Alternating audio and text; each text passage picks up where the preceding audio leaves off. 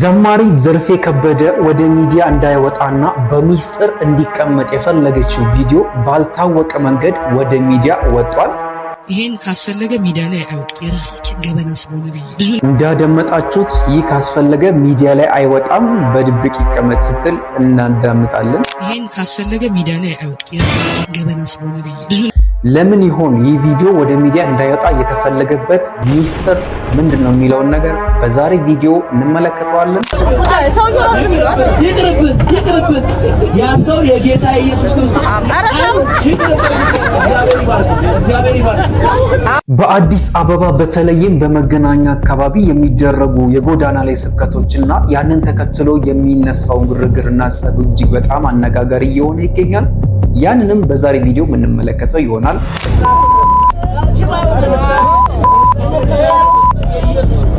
ሰሞኑን ፕሮቴስታንቶችን ጨምሮ እንግዲህ በጣም እያነጋገረ ያለ አንድ ቪዲዮ አለ። ያንንም የምንመለከተው ይሆናል። እንደምትመለከቱት ከፓስተሩ ላይ ላቡን ጠርጋ እንግዲህ ፊቷ ላይ ስትቀባው እንመለከታለን። ይህንንም አስመልክቶ እንግዲህ ብዙ አይነት አስተያየቶችና ንግግሮች እየተነሱ ይገኛሉ።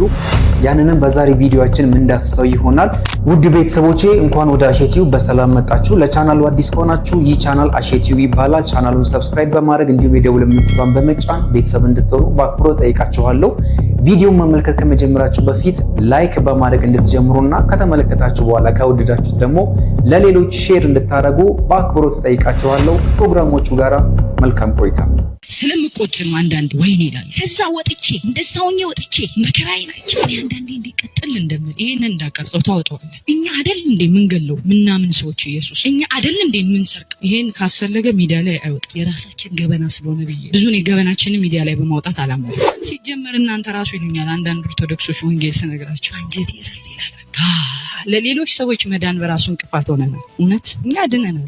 የኛ ቤተሰቦች የኛ አካሎች አሉ። አያችሁ ሰው በማደርገው ነገር ነው የሚያውቀኝ። መታወቂያ እሱን እሺ ዘማሪ ሆኜ የማይሆን ቦታ ብገኝስ ዘማሪ ናት ግን አያችሁ ግን ይገባበት ዘማሪ መሆን የሆነ ነገር መሆን ታዋቂ መሆን የሆነ ነገር መሰብሰብና ይሄ አይደለም። ይሄ የገባኝ የእግዚአብሔር እውነት ይሄ ያዳነኝ የእግዚአብሔር እውነት መውጣት ካልቻልኩበት ከዛ ጨለም አንዳንዱ ሰው እኔ በጣም ይገርመኛል ስናወራ እንግዲህ ሪቫይቫል ምናልባት ከኦርቶዶክስ ሊነሳ ይችላል ነው ለምን ከኦርቶዶክስ የሚነሳ አንድ ቦታ በብቻ አለስማ በሰላም ወጣው እንዴት ሲባላሉ ጴንጤ መሆኔን እንኳን አላወቁም ምንም ሳልሆን ተስማምቼ ተመቻችቼ አላሉ። ለደመጣችሁት እንግዲህ ዘማሪ ዘርፌ እንግዲህ በንግግሯ መሃል እንግዲህ ብዙ ነገሮችን አጋልጣለች። በተለይም ደግሞ ለወንጌል እንቅፋት እየሆነ ያለው ማን እንደሆነ ሌባው፣ አጭበርባሪው፣ ገዳዩ ማን እንደሆነ እንግዲህ በደንብ አድርጋ ስትናገር ነበረ። ይህ ቪዲዮ እንግዲህ እንዳይወጣ የተፈለገበት ምክንያት አንዳንድ እንግዲህ ፕሮቴስታንቶችን የሚነኩ ንግግሮችን በመናገሯ እንግዲህ ተቆጥቶ እንዲወጣም እንግዲህ በንግግሯ መሃል ስትናገር አድምጣችኋል። ዞሮ ዞሮ ግን እንግዲህ ወደ ሚዲያ መውጣቱ አልቀረም። ዞሮ ዞሮ እንግዲህ እሷም ስትቆጭበት የነበሩትን ጉዳዮች እዚሁ ንግግሯ ላይ እንግዲህ አጋልጣለች። አንዳንድ ጊዜ እንግዲህ ከሃይማኖት ሌላ ሃይማኖት ስንከተል በፊት የነበርንበትን ሃይማኖት ማንቋሸሽ እየተለመደ የመጣ ነገር ነው። በተለይም ግን በዚህ ቪዲዮ ላይ የተመለከትነው እንግዲህ እውነቱን ሐቁን በደንብ አድርጋ በመናገሯ እንግዲህ ይህ ቪዲዮ እንዳይወጣ ስትማጸን ነበረ። ያው ገመናችን ወደ ሚዲያ መውጣት የለበትም ምናምን ነገር ስትል ነበረ። ዞሮ ዞሮ ግን ይህ ቪዲዮ ወጥቷል። እንግዲህ አብዛኞቹ እንግዲህ መነጋገሪያ እያደረጉት ይገኛሉ። ይህንን ቪዲዮ ምን ነክቷት ነው ይህንን ንግግር የተናገረችው እያሉም ይገኛሉ ማለት ነው። ምንም ቢሆን እንግዲህ እውነት ተደብቃ አትቀርም። በተለይም እንግዲህ ኦርቶዶክሳውያን ለወንጌል እንቅፋት ናቸው፣ ኢየሱስን አያመልኩም፣ ማርያምን ነው የሚያመልኩ፣ ቅዱሳንን ነው የሚያመልኩ ብዙ ነገሮችን እንግዲህ ሲናገሩ እናደምጣለን አንዳንድ ፕሮቴስታንቶች ማለት ነው። ነገር ግን እንግዲህ በዚህ መልኩ ደግሞ በተቃራኒው ለወንጌል ማን እንቅፋት እየሆነ እንዳለ እንግዲህ ዘማሪቷ ራሷ እንግዲህ አጋልጣለች እንግዲህ ማለት ነው።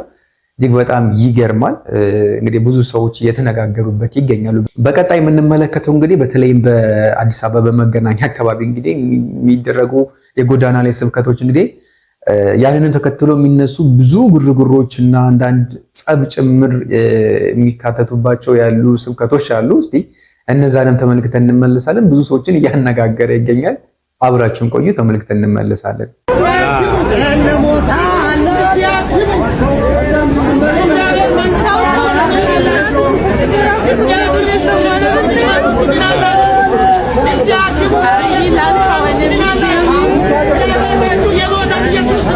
What did I say before you?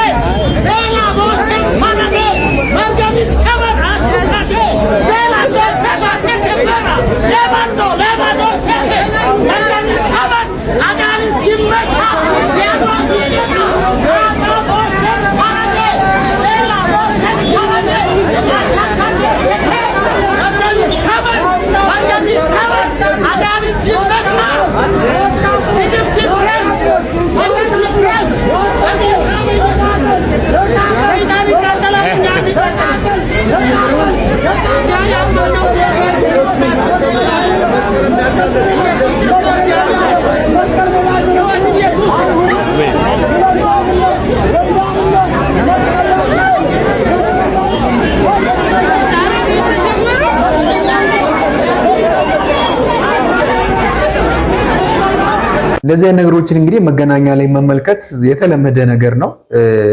በተለይም እንግዲህ ፕሮቴስታንቶች በሚሰብኩበት ጊዜ ኦርቶዶክሶችም እንደዚህ አንዳንድ እነዚህ ባህታውያን ይመጣሉ። ባህታውያን ባሉበትም ጊዜ ደግሞ አንዳንድ ፕሮቴስታንት ሰባኪያን ደግሞ ይመጡና እንግዲህ እንደዚህ አይነት ነገሮችን ይፈጥራሉ። እንግዲህ እንደተመለከታችሁት ሰው ከቧቸው ነው እንግዲህ እየሰበኩ ያሉ። እየሰበኩ ማለት እንኳን ይከብዳል። ኦሬዲ በትንቅንቅ ላይ ነው የሚገኙት። እንግዲህ ያም ይጮሃል፣ በዚህ በኩል ያለው ይጮሃል፣ ፕሮቴስታንቱ ይጮሃል፣ በዚህ በኩል ያለው ኦርቶዶክሳዊ ይጮሃል። ህዝቡ ከየት ይሁን? አሁን እኮ ለማዳመጥም እኮ አሁን እኮ የነሱን ስብከት ሳይሆን እያዳመጡ ያሉ የነሱን ትምህርት ሳይሆን እያዳመጡ ያሉ ማንን ያሳምናል ነው። ማን ምን እየተናገረ ነው? እንዴት ካሁን ሊደባደቡ ደረሱ ነው እያሉ ያሉት። አንዳንዱ ደግሞ በሞባይል አንስቶ የሚቀርጽም አለ። በጣም ብቻ ይገርማል። እንደዚህ አይነት ነገሮች የተለመዱ ናቸው እንግዲህ መገናኛ ላይ። እስቲ አንድም ደግሞ እንደዚሁ አንዱ ደግሞ እጅግ በጣም ይከብዳል። እስቲ ያንን ተመልክተን እንመለስ። አንድ ቪዲዮም አለ። አሜን። ይቅርብን ያስከው የጌታ ኢየሱስ ክርስቶስ እግዚአብሔር ይባርክ። እወድሃለሁ፣ አከብርሃለሁ። ስላንተ እንደሆነ ምን እንደማደርግ ታውቃለህ። ዝቅ ብዬ ስላንተ ጸልያለሁ። ይሄ ነገር በኋላ ሂዶ እንደ ሌላ ነገር ውስጥ ሊያስገባን ይችላል። ምክንያቱም እንግዲህ በዚህ ጎዳና ላይ የሚሰብኩ የፕሮቴስታንት እህት ወንድሞቻችን ናቸው። በእርግጥ የመናገር ነፃነታቸውን ማክበር መቻል አለብን።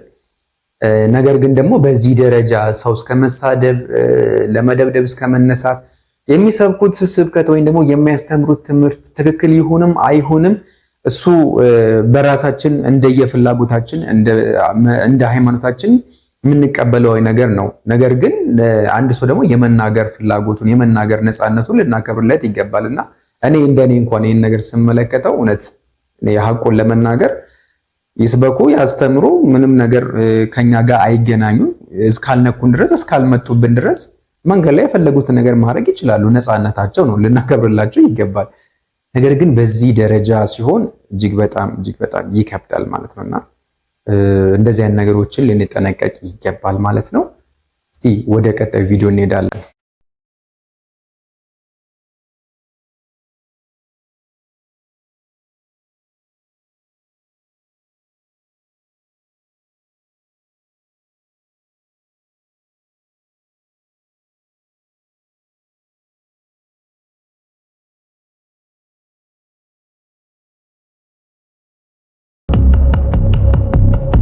አንድ የታዘብኩትን ነገር ልንገራችሁ። በዚህ ቪዲዮ ላይ ሴትዮዋ ለምን የፓስተሩን ላብ ተቀባች? ምን ያደርግላታል? ምናምን እሱን አይመለከተኝም። አይደለም ላቡን ለምን ምራቁን ወስዳ ተቀባ? ምንም አይመለከተንም። የሷ ምክንያት አስተምሮታቸው የነሱ ምክንያት ሊሆን ይችላል። አይመለከተኝም። ነገር ግን አንዳንድ ፕሮቴስታንት እህት ወንድሞቻችን በኦርቶዶክስ ላይ ከሚያነሱት ጥያቄ ውስጥ መካከል ኦርቶዶክሳውያን ለምንድን ነው ቅዱሳን ስዕላትን የሚካኤልን፣ የገብርኤልን እንዲሁም ሌሎች የቅዱሳን ስዕላትን በእጃቸው ከዳሰሱ በኋላ ለምንድን ነው የሚቀቡት ፊታቸው ላይ? እንዲሁም ደግሞ ለምንድን ነው የካህናትን እጅ የሚስሙት? ብዙ ጥያቄዎችን ያነሳሉ። ለምንድን ነው ቤተክርስቲያን የሚሳለሙት? ለምንድን ነው የቤተክርስቲያን ግንብ የሚስሙት? ለምንድን ነው የሚዳስሱት? ለምንድን ነው ፊታቸው ላይ የሚቀቡት? ጸበል ለምንድን ነው ፊታቸው ላይ የሚያደርጉት? ብዙ አይነት ጥያቄዎችና ትችቶችን፣ ስድቦችንም ያነሳሉ። እኛ የራሳችን ሚስጥር አለን፣ የራሳችን አስተምሮት አለን። ቤተክርስቲያን የራሷ የሆነ እያንዳንዱ ለምታደርገው ምክንያት አላት፣ ሚስጥር አላት፣ አስተምሮት አላት። ነገር ግን ይሄ ነገር ትክክል አይደለም ካላችሁ በኦርቶዶክሳውያን ዘንድ ይሄን ነገር ማድረጋችሁ፣ መስቀል መሳለማችሁ፣ የካህናትን እጅ መሳማችሁ፣ ሌሎች ነገሮች እንደዚህ ነገሮች ማድረጋችሁ ትክክል አይደለም፣ ስህተት ነው ካላችሁ አሁን እየሆነ ያለውስ ነገር ምንድነው? በእናንተስ በኩል ምንድነው? የፓስተሩን ላብ እንዲህ እንትን ሲዘል ውሎ ላብ በላብ የሆነውን የፓስተሩን ላብ እንደዚህ ፊቱ ላይ ከፊቱ ጠርጋ ፊቷ ላይ የምትቀባው ምን እንድትሆን ነው? እንድትድን ነው ወይንስ እንድትፈወስ ነው? ምንድነው ሚስጥሩ? ምንድነው ትርጉሙ? ያስ እንዴት ነው የሚታየው? የኛ ስህተት ከሆነ የእናንተስ የቱ ጋር ነው ትክክልነቱ? የኛስ ቢያንስ የመላእክትን የቅዱሳን እግዚአብሔር አምላክ ያከበራቸውን የመረጣቸውን ነው የምንስመው የምንሳለመው። ቅዱስ የሆነውን ነገር ነው እንትን የምንለው። ይህስ አሁን ፓስተሩ በራሱ ምን ያክል ቅዱስ ቢሆን ነው? ምን ያክል በእርግጥ እኔም ኃጢአተኛ ነኝ፣ አንድን ሰው እንዲህ ማለት ባይገባኝም፣ ነገር ግን ምንድነው በዚህ ደረጃ ያለን ሰው ላቡን ጠርጎ ፊት ላይ መቀባት ምንድነው ሚስጥሩ? የቱ ጋር ነው ትክክልነቱ? ይህንንም እንድትመልሱልኝ ይፈልጋለሁ ማለት ነው። እና አንዳንድ ጊዜም ከመተቸታችን በፊት ወይ ደግሞ የሆነ ጥያቄ ከመጠየቃችን በፊት እኛው ራሳችን በእኛ ቤት ውስጥ ያለውን ነገርን መመልከት መቻል አለብን። እና ምናልባት ይሄ ነገር እንግዲህ አንዳንድ ፕሮቴስታንቶች ሊቀበሉት ይችላሉ። የፓስተር ላብ መቀፋት ሊቀበሉትም ላይቀበሉትም ይችላሉ። እሱን አላቅም። ነገር ግን አንዳንድ ፕሮቴስታንቱ ጋር እንደዚህ አይነት ነገሮች አሉና የእናንተንም መመልከት መቻል አለባችሁ ለማለት ነው። ክብሯን ውዳሴ ዩቲዩብ ቤተሰቦች እንግዲህ ለዛሬ ያዘጋጀውላችሁ ፕሮግራም ይሄንን ይመስላል። አይሆፕ ከዚህ ቪዲዮ እንግዲህ ብዙ መረጃዎችና ትምህርቶችን እንዳገኛችሁ ተስፋ አድርጋለሁ። በቀጣይ በሌሎች ቪዲዮ እስክመለስ እንግዲህ ይሄንን ቻናል ሰብስክራይብ ያላረጋችሁ ካላችሁ ሰብስክራይብ እያረጋችሁ እንዲሁም ደግሞ ይሄንን ቪዲዮ ላይክ ያላረጋችሁ ካላችሁ ላይክ እያረጋችሁ እስከ ቀጣይ ሳምንት እንድትጠብቁኝ በአክብሮት ጠይቃችኋለሁ። እስከ ቀጣይ ፕሮግራም ድረስ ሰላም ቆዩልኝ።